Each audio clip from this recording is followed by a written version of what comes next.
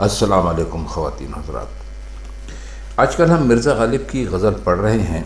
نکتہ چیں ہے غم دل، اس کو سنائے نہ بنے، کیا بنے بات جہاں بات بنائے نہ بنے۔ ہم اس کے 4 اشعار کی تشریح اور مشکل الفاظ کی معنی آپ کی خدمت میں پیش کر چکے ہیں۔ آج 5ویں شعر سے شروع کرتے ہیں۔ تو 5واں شعر ہے: اس نزاکت کا برا ہو وہ بھلے ہیں تو کیا، ہاتھ آویں تو انہیں ہاتھ لگائے نہ بنے۔ نزاکت کہتے ہیں ایسے حسن کو کہ جسے ہاتھ لگایا جائے تو وہ میلا ہو۔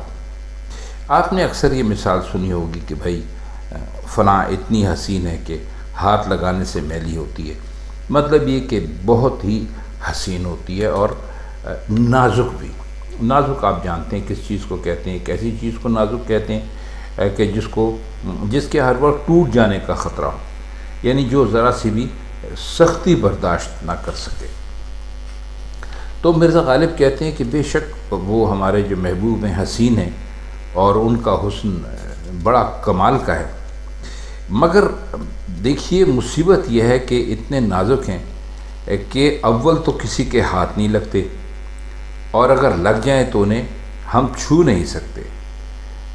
حسن میں تو کوئی شک نہیں، لیکن نزاکت نے عاشقوں کے لیے بڑی مصیبت برپا کر رکھی ہے۔ اب دیکھیے اس شعر کا تھوڑا سا مطلب اور کرنے کی کوشش کرتے ہیں کہ جب آپ کو کوئی چیز اچھی لگتی ہے، بہت حسین ہوتی ہے، تو آپ اس کے قریب بھی جانا چاہتے ہیں اور اس کو ہاتھ بھی لگانا چاہتے ہیں۔ لیکن اگر کوئی اتنا حسین اور اتنا نازک ہو کہ آپ اس کے قریب تو چلے جائیں لیکن ہاتھ لگانے کا معاملہ ہمیشہ ہی خطرے سے بھرا ہوا ہو، تو ظاہر ہے کہ کیا مطلب ہے اس لمحے کیا کہا جا سکتا ہے۔ تو غالب بھی بہت پریشان اور تنگ ہیں کہ بھائی کہتے ہیں کہ برا ہو اس نزاکت کا، ہماری طرف سے یہ نزاکت جو ہے ہمیں ذرا بھی قبول نہیں ہے۔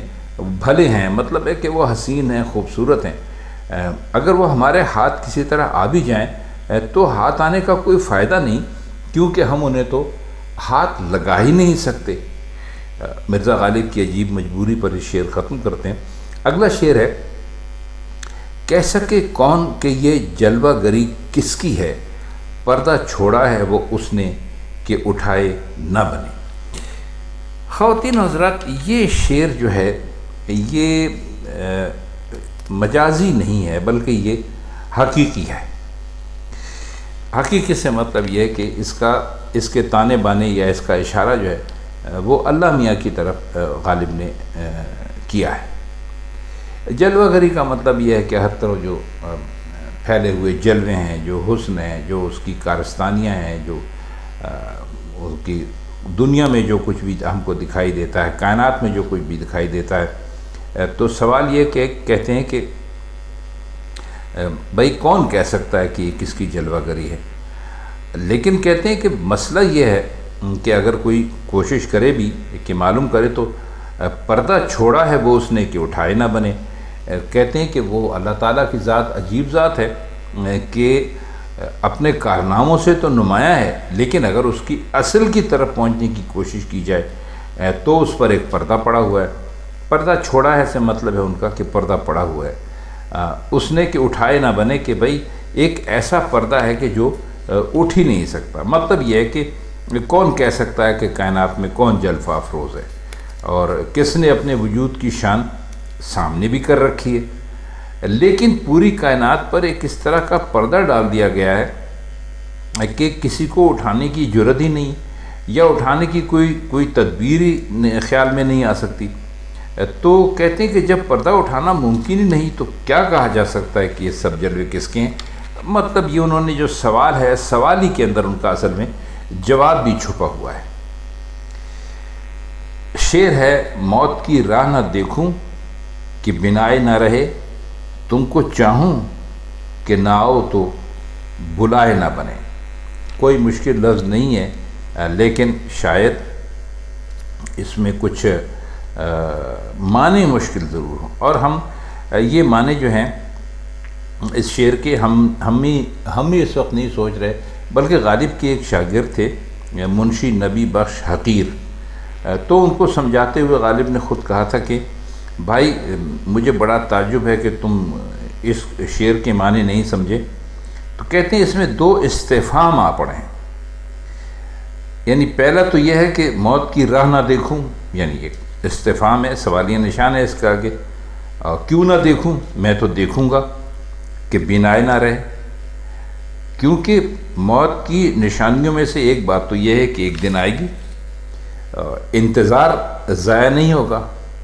اور پھر کہتے ہیں کہ تم کو چاہوں، کیا خوب کیوں چاہوں، کہ نہ ہو تو بلائے نہ بنے، یعنی اگر تم اپنے آپ سے آئے تو آئے، اور اگر نہ آئے تو پھر کیا مجال کہ کوئی تم کو بلا سکے۔ یعنی یہ جو معشوق سے عاشق بہت عاجز ہے، اور کہتا ہے کہ اگر میں تم کو چھوڑ کر اپنی موت کا عاشق ہوا ہوں تو اس میں خوبی یہ ہے کہ بن بلائے بغیر آئے نہیں رہتی، تمہیں کیوں چاہوں، اگر تم نہ ہو تو میں تم کو بلا بھی نہیں سکتا۔ تو کہتے ہیں کہ موت کا انتظار کرنے کا آخر کار ایک پھل تو ہے کہ ہم اس کا انتظار کرتے ہیں اور وہ ایک دن آ جاتی ہے، لیکن کہتے ہیں کہ تم ہمارے معشوق جو، تمہارا انتظار کرنے کا کوئی پھل ہی نہیں ہے، ہم تمہارے منتظر رہیں، انتظار کرتے رہیں اور تم نہ آؤ۔ تو کہتے ہیں کہ بات یہ ہے کہ پڑھنے میں تم کو چاہوں کہ نہ آؤ یہ جملہ ملا ہوا سمجھ میں آتا ہے، تو آدمی حیران ہوتا ہے کہ تم کو چاہوں الگ ہے، کہ نہ آؤ تو بلائے نہ بنے یہ جملہ الگ ہے۔ تو فرماتے یہ ہیں کہ اگر اس پر ذرا سا غور کرو تو بات بالکل صاف اور سامنے آ جائے گی۔ اس کا شعر نمبر 8 ہے اس غزل کا جو ہم پڑھ رہے ہیں آج کا، یعنی دوسرے جو اس کا حصہ ہے اس کا شعر نمبر 8 ہے کہ بوجھ وہ سر سے گرا ہے کہ اٹھائے نہ بنے، کام وہ آن پڑا ہے کہ بنائے نہ بنے۔ اس میں مشکل لفظ تو کوئی بھی نہیں ہے، اب آسان ہے، یعنی مشکل الفاظ کے ہم اس کے معنی کیا کریں، آپ بوجھ کے معنی بھی جانتے ہیں، سر کے معنی بھی جانتے ہیں۔ کہتے یہ ہیں کہ میں نے محبت کا جو بوجھ تھا وہ بے تکلف سر پر اٹھا لیا، مجھے پتہ نہیں تھا کہ وہ اتنا بھاری نکلے گا، لیکن وہ اتنا بھاری نکلا کہ میں سنبھال نہیں سکا اور سر سے گر پڑا۔ اب اٹھانے کی کوشش کرتا ہوں تو اٹھتا نہیں ہے۔ تو کہتے ہیں کہ میں تو بالکل ہی عاجز ہو گیا ہوں، بے بس ہو گیا ہوں، تنگ آ گیا ہوں، کام ایسا آن پڑا ہے کہ اسے درست کرنے کی کوئی صورت نظر نہیں آتی۔ مطلب یہ ہے کہ عشق اگر نہ کروں تب بھی گزارا نہیں ہے، اور اگر عشق کرتا ہوں تب بھی گزارا نہیں ہے، تو میں دل لگا کر ایک عجیب و غریب مشکل میں پڑ گیا ہوں۔ آئیے آخری شعر دیکھتے ہیں۔ یہ شعر بہت مشہور ہے، اس پر فلمیں بھی بن چکی ہیں، ڈرامہ سیریل بھی بن چکے ہیں، اور کیا کمال کا اس میں مرزا غالب نے انداز بیان اختیار کیا ہے۔ شعر ہے کہ عشق پر زور نہیں ہے یہ وہ آتش غالب، کہ لگائے نہ لگے اور بجھائے نہ بنے۔